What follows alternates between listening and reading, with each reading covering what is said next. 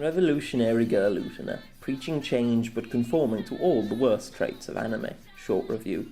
In my reviews I fairly frequently talk about how a show can have faults that are a product of their time, most notably when addressing the Gundam franchise. Maybe one of the most interesting of these is today's topic, wherein we see a show stretched out seemingly not for monetary goals, but simply because that's how things were. Revolutionary Girl Utena is a 1997 anime by Studio JC staff. As something of a cult classic, it is all too often listed as their magnum opus, and in general as a masterpiece among the anime canon. However, I'd suggest this is a somewhat misleading set of claims when looked at through a more critical lens. Let's first go through the production elements and spoiler-free details. Music and animation. Let's start off on the right foot. I absolutely love the music of this anime. I'd go as far as to say that it's one of my favourite OSTs.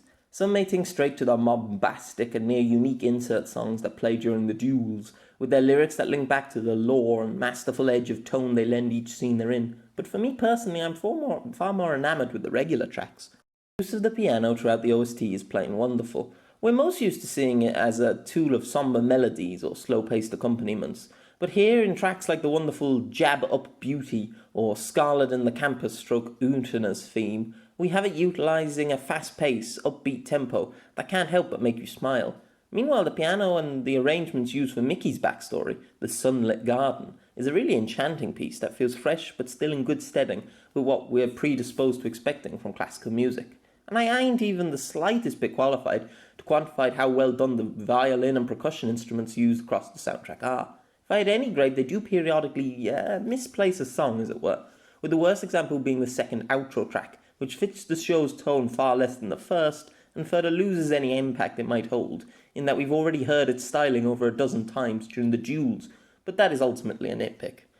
Animation is where the issues start to arise, or more accurately, stock animation. While some have tried to defend Utena's egregious reusage ad nauseum of the same scenes and cuts, and no doubt some of these defences are worth considering, past the spoiler tag, it is abundantly clear that when one looks at Utena from a more objective viewpoint, it feels very budget in places. This is most apparent in the fight scenes. Now, make no mistake, Utena isn't really a show about fighting, however the titular duels are the prime focus of a majority of episodes, and therefore have a requirement to impress or at least hold the audience's attention, and indeed they do, for a time. At first the fight choreography is slick, the cutaways that frame the fighters as silhouettes feel stylistic, sound, and the parallels with different parallels, like how Mickey and Jury both fight with the same sword form, indicative of their positions in the school fencing club. Well thought out. This is until you pass the first arc and realise that while the backgrounds change once every 10 to 12 episodes, the fights just loop, and whether for narrative reasons or otherwise, this soon starts to feel heavily insincere. The silhouettes start seeming more like a cost-cutting, the choreography becomes stale, and Utena wins roughly 85+% of battles by using the exact same animation cut, with sometimes a stock transition of her back flipping first for good measure. It's tedious and stretches further than the battles alone. In Arc 3, without spoiling anything, there is a sequence of a car driving that is used a good half dozen times more, with the only changes being the passengers or Arc 2's elevator sequence, which is used so many times it makes the famous Ava scene look expensive. This undeniably damages the show, and just to briefly give an example of how this can be done right, we have, well, Ava. Well known for its repetitive imagery, the team behind it tell entire mini-stories of symbolism through these loops, such as framing how Shinji looks at his hand in various shots. However, almost all and each and every piece of the iconography is reused. It is instead redrawn, not just inserted in. In fact, if you're not looking for these mirror images, you may well never notice them throughout the TV show and the films. That is how you tell a story through repeated ideas, subtly, not by literally showing the same cuts again and again and again. All this coming from a show everyone claims had budget issues, which is actually something of an unconfirmed myth. It's presumed that really the issue was time, not money, but we're not talking about Ava. With all that rambling out of the way, the rest of the animation is superb. The art style is wonderful and fits the colourful tone of the show, and said property can look really beautiful when it's called for. There's a metric truck ton of visuals in Utena, stimuli, sometimes with a touch too much of the absurdity, but generally making for a fascinating and enjoyably engaging experience. It really is a shame the stock footage is always around the corner to pull you back out of that enthrallment. Finally, the character designs are greatly done to boot, with characters each sporting colours that make the utmost use of colour theory to give them authentic synergy in some interesting ways and keep them all looking memorable in traditional anime candy-coloured fashion. Not for the abundant amount of stock footage, Utena really would score quite highly in the visuals department. Character and story. With this section we have something interesting, because both the players of this tale and the narrative given, we bear witness to a brilliant combination of both, except they're almost entirely squandered by the pacing and format. Again, keeping the spoiler free, the issues come very much so down to the way the show's presented. Put bluntly, Utena could easily lose 10 to 15 or even more episodes, and very little would be lost. 3 recap episodes, including one that just recaps our comedy gags, to a set of comic relief orientated episodes, plus a myriad of stories that barely contain 10 minutes at best of relevant information. Utena is a problem child in terms of length. Some claim this untrue, stating that there are no real filler episodes in Utena, but I posit that as, with respect, is absolute bullcrap. Just because in one of the Nanami filler eps, a small part of the mystery surrounding Auntie is vaguely alluded to, does not make it non-filler. Rather, it means you have to watch all the filler in order to get the full picture, even on a rewatch. In a sense, it's the worst case scenario for filler, where in general you can just skip filler on a rewatch at the very least. Here, you actually can't because there's a tiny nugget of information hiding in the corner as if to excuse the other 20 minutes of nonsense. Again, however, like with the artwork, once you get past the fluff, there is a great story here about friendship and self-acceptance, gender roles, abuse, and the deconstruction of fairy tales. It's just such a shame it's so marred by the pointlessness of most of the run. None of this is to say I even hate the light-hearted stuff. In fact, I think that sort of episode is integral to almost of all good characterization, but there's simply too much of it. The ultimate proof of this is the Adolescence movie, which adequately condenses all the important messages and themes of Utena into just an hour and a half. Now, this, while obviously having to compress a lot, still functions maybe even better than the TV show does, with its near 40 episodes of space to work with. Of course, this massive issue of the storytelling adversely affects the characters as well. Once again, there's a whole roster of greats here, including some nicely fleshed out lesser ones. However, there are arcs all feel remarkably disjointed and inconsequential.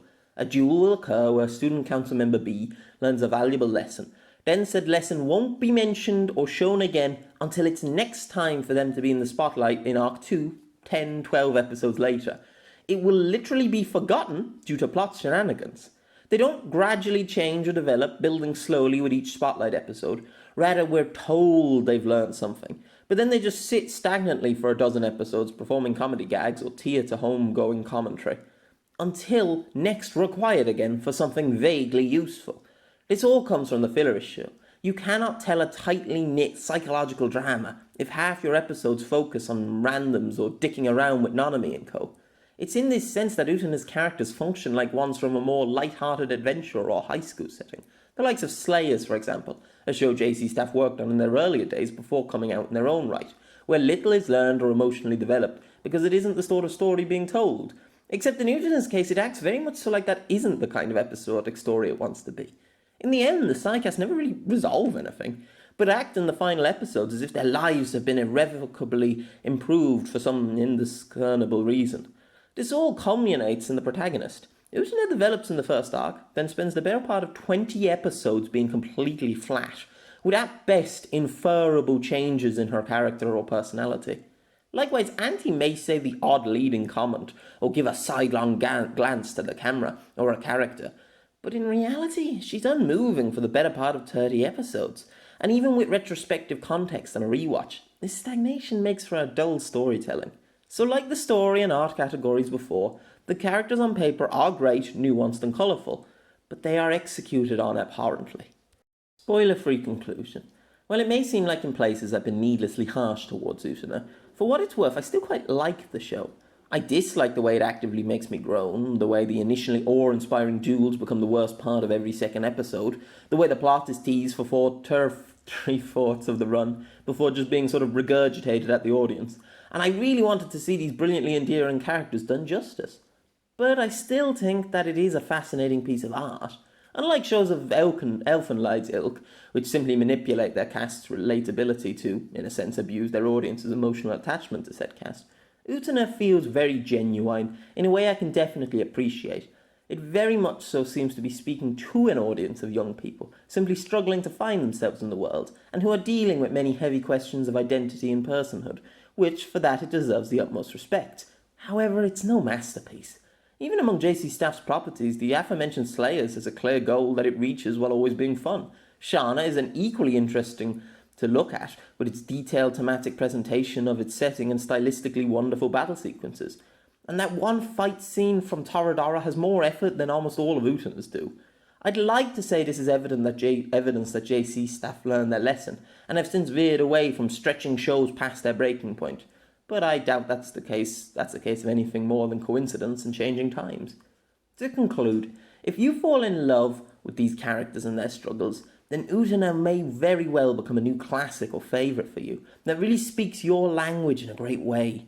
But if, like me, you're a little more critical, or maybe just cynical, then I'd still advise you watch it, but by skipping the filler, and be content to miss the snippets of relevance therein, in order to get a much more enjoyable viewing experience. A 6.5 out of 10. I only wish I had skipped the filler. Spoilers ahoy. Imagine watching 10 episodes worth of Magma Diver. As mentioned, and as I'd like to be a little more clear on, the biggest issue by far in Utena is its length. I mentioned at the start of this essay that in a way this could be a product of its time. In the 90s, 40 to 50 episode shows were still relatively normal, even when aimed at an older audience. However, whether that's true or the creators were just writing as they went along or trying to drag as much of the story out as they could, none of these are valid excuses for this degree of bad structuring. Everything bad about the show pretty much comes back to it. The repeat animations are most likely linked to the length, as is usually the case with children's television shows, which, remember, this isn't.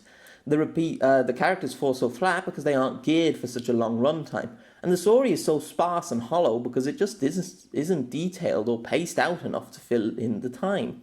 Now, of course, we could argue the semantics of what does and doesn't count as filler all day, but the rule of thumb as I see it is filler should never encompass over an 8 of your show. And now by filler I mean episodes with lack of consequences to the greater narrative and characters, or world building and growth. This differs to, say, an anime adaptation of a manga adding new scenes. We've seen how much filler ruins the likes of the big tree. Bleach, with roughly a third filler, is a waking nightmare to watch all of. But Utena is nearly worse than them. The fact that it is a high school drama does give it a bit of leeway to work with. We expect the cast to chill out around school. We expect there to be plenty of talking head conversations and bit puns. But here, the anime really pushes the borders of what you can get away with. Almost every episode can be put into one of 3 categories. True filler, mostly the non-anime episodes and recaps, bar the third one, kind of. Semi-filler, duels that have no bearing on the plot or actual story. What this all creates is dissonance when something important happens. You can often find yourself to be surprised since you'd gotten so far into an episodes of nothing, of lasting note ever coming up. None of the sidecasts actually lend anything to the plot. Now, sure, they do emphasize the greater themes or aspects of Anti and Utena's characters, but they are literally just pawns that last for nearly 40 episodes. It's like the first level bad guys of a video game, but they keep coming back. Not any stronger or such, just back. Then add on the bonus duelists in the second arc and the original fencing team captain, and the result now is a whole separate cast of characters who are twice removed from the actual story, a Monster of the Week plotline, as it were. It's a mess, as though we're watching 3 different shows all rammed together like Robotech. We have the fun slice of life hijinks that would be plenty at home in a modern property, though even most slice of lives move with more concise purpose than Utena. The Monster of the Week show and tournament, and finally the periodic bigger picture with the complicated lore and fraught emotions to be expected entailing that. In essence, Utena is a Saturday morning magical girls show, but aimed at young adults, which doesn't work all that well. To try and give an example of what I mean, imagine Mediocre Magica, but with 30 more episodes of mostly filler. Would that have been a success? It is now both in terms of popularity and critical acclaim. Would Lyrical Girl Nana have taken off it if it had spent more than 3 episodes being a generic magical girl show? If it hadn't kicked the emotionally resonant plot into action in episode 4? And the zany otaku-centric angle from episode 8? Or maybe the best way to convey my feelings is the title of this segment. Evangelion itself is known for acting in portions, which is interesting considering how many people like to compare the 2 shows. The first 6 episodes are this lonely, atmospheric take on a show with a sort of corrupted Gundam protagonist, combined with a classic Kaiju of the Week show formula. And of course the last core is infamous in its own right. But right in the middle is the battle arc, episodes 7 through 14, which include a recap, a dance-off, fat suits and Jet alone. This is what I compare most closely to the 30 episodes worth of Utena's run. However, with the caveat that these 8 episodes at least also include the introduction of 2 of the most important characters, have bundles of character growth for the main and side cast that lasts for the rest of the run, no stock animation, bar the recap obviously, and do wonders for world building.